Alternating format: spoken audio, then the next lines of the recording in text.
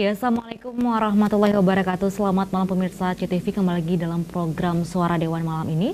Dan kali ini kami mengangkat topik kesiapan Aceh pasca berakhir dana otsus. Dan di sini sudah hadir narasumber kita, ada Bapak Sulaiman Ali. Assalamualaikum Bapak. Waalaikumsalam warahmatullahi wabarakatuh. Baik, terima kasih sudah hadir di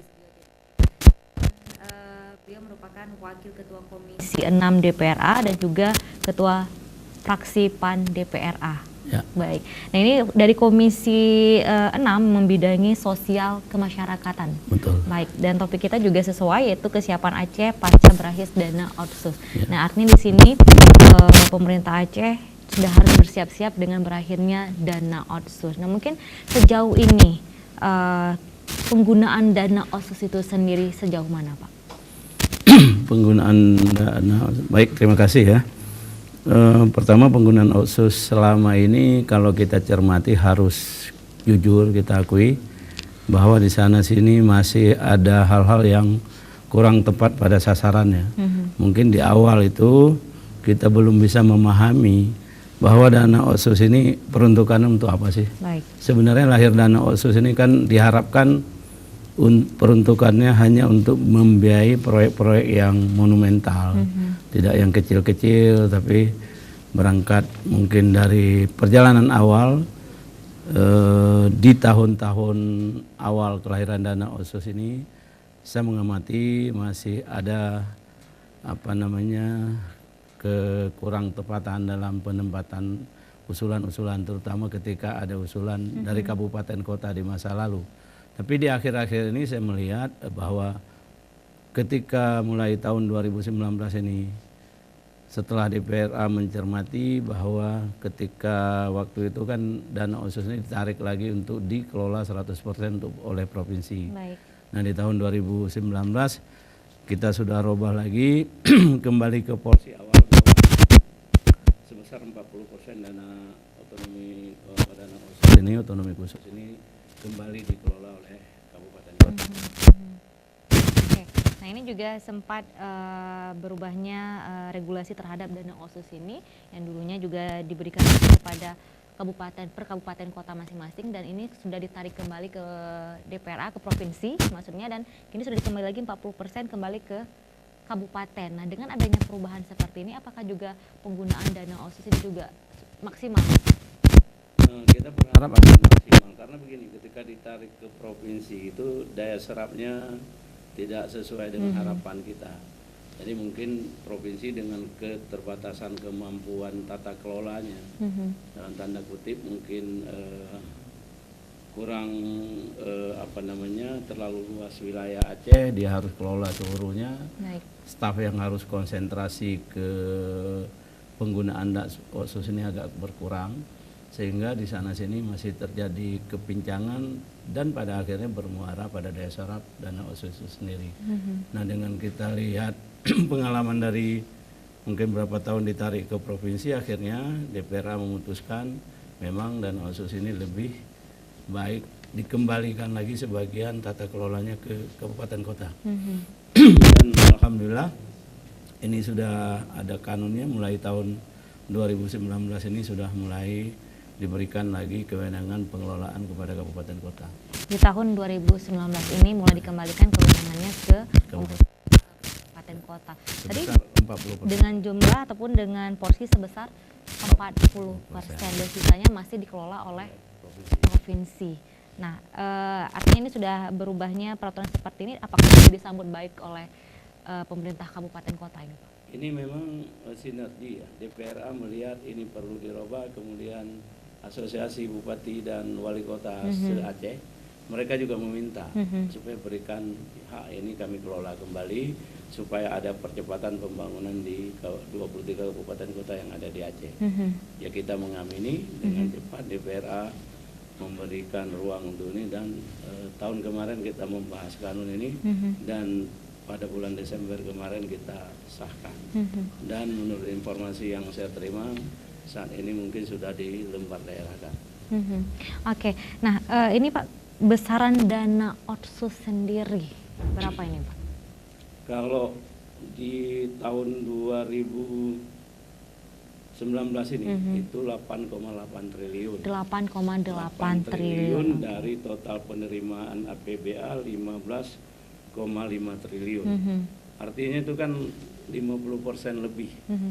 Hampir berapa? 70% dari total penerimaan Aceh. Baik. Total APBA kita adalah 17 triliun. Baik.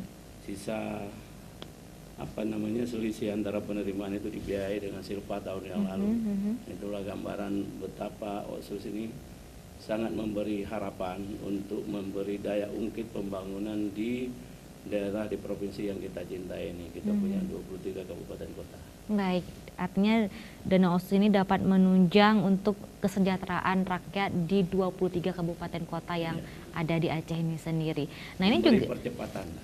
Artinya juga memberi percepatan. Nah, tapi juga kembali ke peruntukan dari dana Otsus ini sendiri. Nah, apa juga masyarakat paham sebenarnya dana Otsus ini untuk apa? Sehingga juga masyarakat bertanya-tanya, toh selama ini juga masyarakat kita masih di bawah garis kemiskinan, masyarakat kita juga masih banyak yang belum sejahtera. Itu seperti apa, Pak? Ya, memang ini kan daya ungkitnya terutama pada proyek-proyek vital yang infrastruktur yang mempunyai daya ungkit yang menghubungkan antar kabupaten kota, dan ketika ini dibangun memberi dampak kemaslahatan bagi pertumbuhan kesejahteraan masyarakat seperti ditanyakan tadi.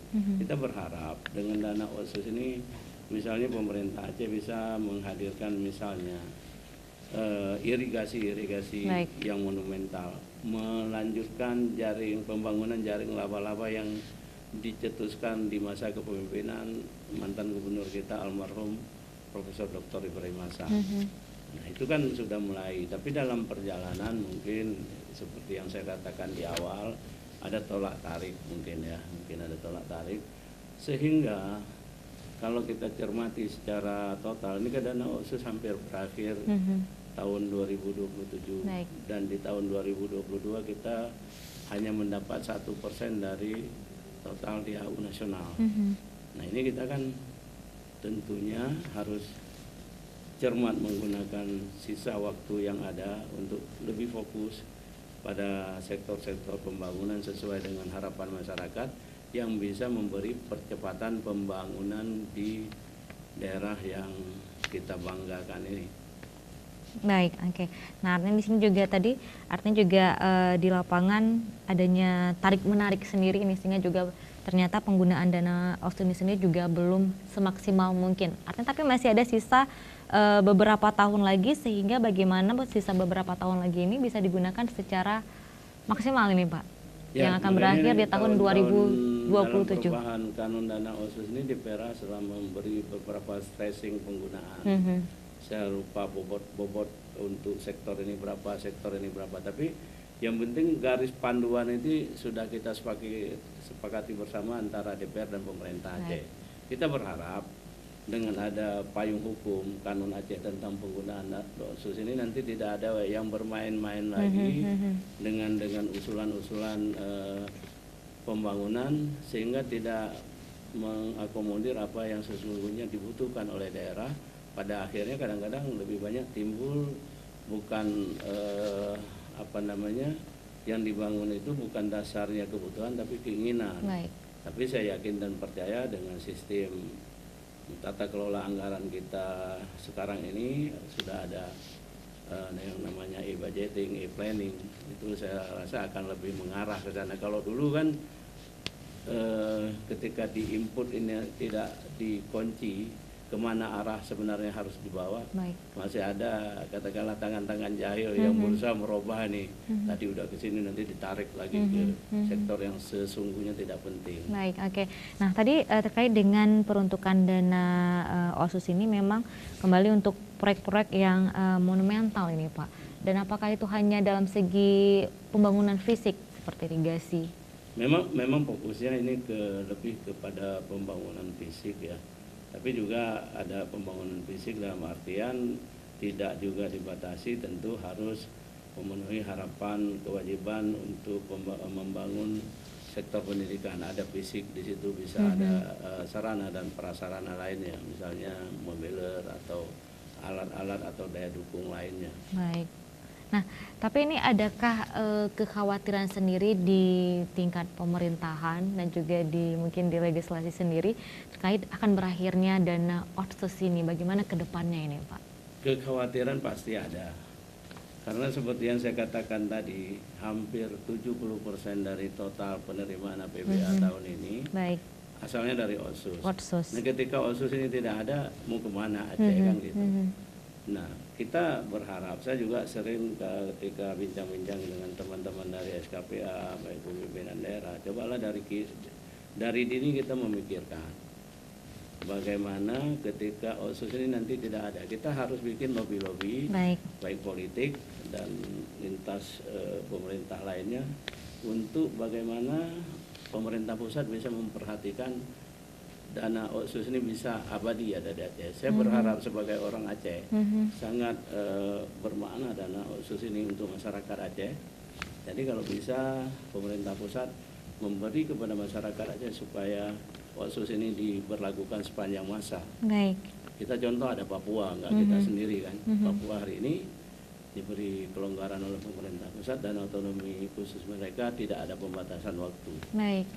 Oke, artinya di Papua juga sudah berlaku bahwa mereka tidak ada pembatasan waktu untuk dana otsus sendiri. Papua.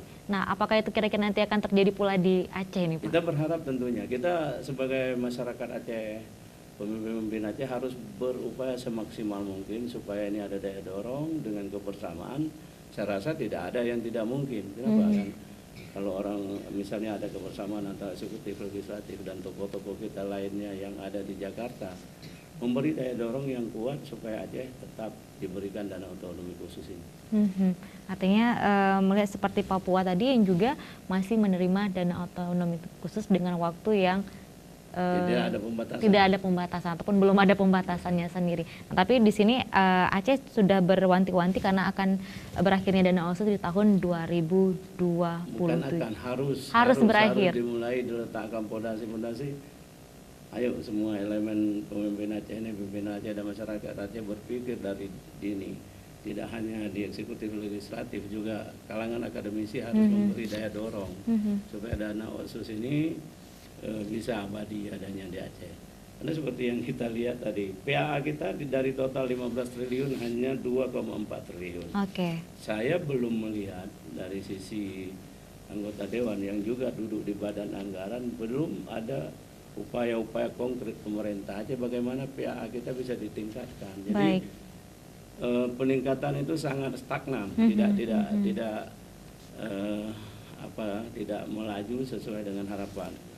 Sejatinya kan kita tidak perlu terus bergantung. Kalau kita ada punya kreativitas dan inovasi-inovasi baru, bagaimana kita menaikkan PAA. Jadi solusi kalau PAA otsus ini tidak dipenuhi, katakanlah dalam tanda kutip tadi, tapi itu semua orang Aceh tidak berharap itu. Baik. Tapi pemerintah Aceh harus mencari sisi-sisi lain.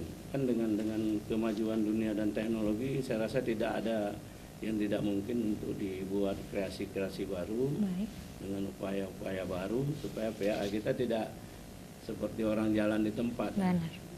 Nah, ini juga ada statement yang mengatakan, ini banyak terdengar dari mulut-mulut masyarakat kita, bahwa uang yang berputar di Aceh adalah uang pemerintah ini, Pak. Hanya dari APBA yang telah disahkan. Jika tidak, maka sangat lesu perekonomian di Aceh. Apakah benar adanya seperti itu, Pak? Tapi kita pending dulu, Pak. Kita akan break sejenak pemirsa di rumah dan kita akan kembali usai jeda berikut ini.